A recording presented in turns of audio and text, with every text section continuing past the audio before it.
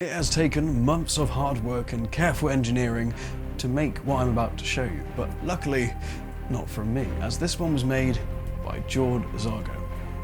After making this thing here, which is heavily inspired by the Darktide video game, I kind of needed some armour to go along with it, and luckily George Zargo had some that I could use, and he was very kind to send it to me for free. So all we need to do now is do some printing for the next couple of days.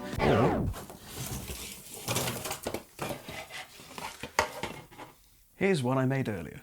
This looks really good, however it didn't start off like that, and it definitely wasn't easy, as whilst creating this thing, pretty much everything went wrong with every single print. I'm just gonna say ABS sucks. I wasn't paying attention and I didn't realise on every single print the first layer curls up slightly, meaning that none of them fit together properly, which is why you can see thousands of plastic weld staples. And that's the easy bit. Now we need to trim down those staples, which I tried doing by hand, but just doesn't work. They're too strong and you cannot get the angle.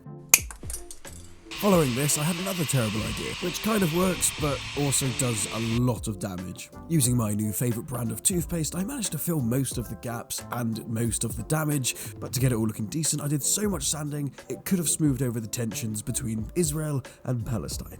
So what do we learn from all of this?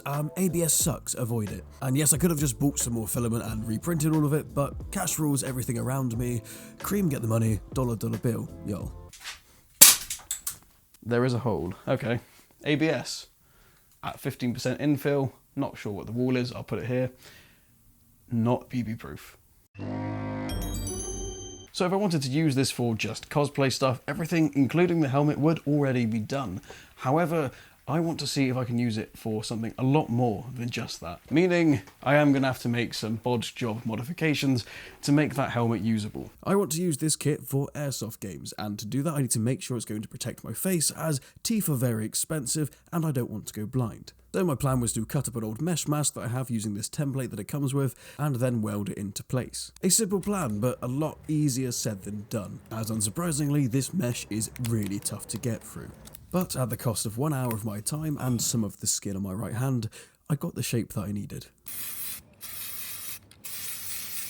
My idea for fixing this to the helmet is we're going to play with my new favourite toy, the plastic welder, and we're going to use these little staples instead, which are slightly different, so they should fit over that and hopefully pin it in the places that we want. Okay, so this is easily my favourite piece.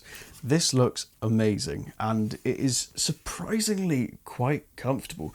It took me a bit of practice to get the pads in the right place on the inside, just some cheap ones you can get off Amazon for about a tenner, but once I got them all sorted out, it actually fits on my head and stays there without being uncomfortable at all. When I did it badly the first time, it did feel like my brain was being squeezed out of my ears, but after moving them around, it's made a big difference, and it's functional. It doesn't let anything in. I didn't get shot in the teeth, I didn't get shot in the eyes. What more do you want from an Airsoft helmet?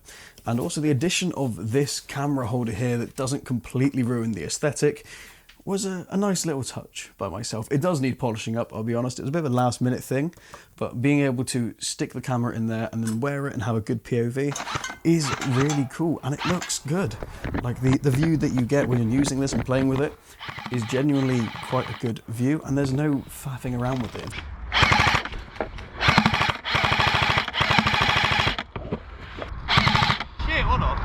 Due to my stingy nature, all of it is printed in that 15% infill, so I don't really know if it's BB proof, but there's one way to find out. POV, you live in the UK and said something spicy on Twitter.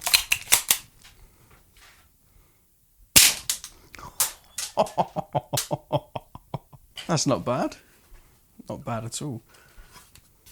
Obviously, there is damage, but it hasn't penetrated all the way in.